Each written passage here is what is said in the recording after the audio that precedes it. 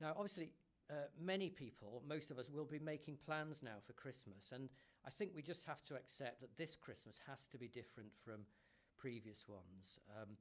As everybody will know, we've agreed across the four nations some relaxation of the rules over the 5-day Christmas period, and that's to allow people to have some Christmas together to celebrate with their families. That was a really important joint decision that was made across the whole of the UK.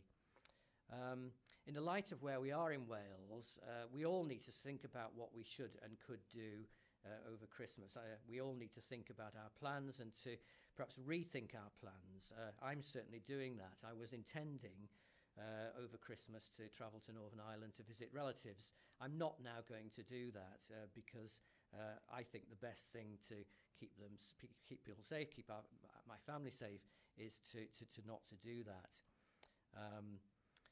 I was planning to visit some of my children who are living in England, but I decided not to do that. It's just one Christmas, and I'm prepared to make that sacrifice to keep my family safe. What I've decided is that the best way to manage myself and my family this Christmas is to stay home, to have a small, quiet Christmas just with my own household.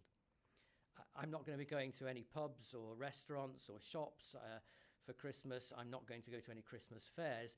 All of those places are low risk because they can be managed and with social distancing, but they're not zero risk. So I want to bring my risk as low as I possibly can so that I don't risk catching coronavirus myself, and I certainly don't want to risk passing it on to anybody else either.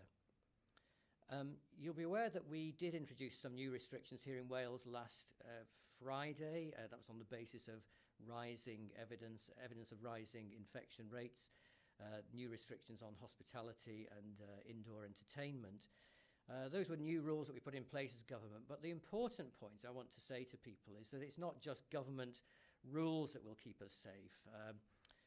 It's really about how we all act, how the choices that we make are so important at this time over the coming days and weeks, and that's going to define what happens really over the Christmas period and how much we can enjoy Christmas with our families.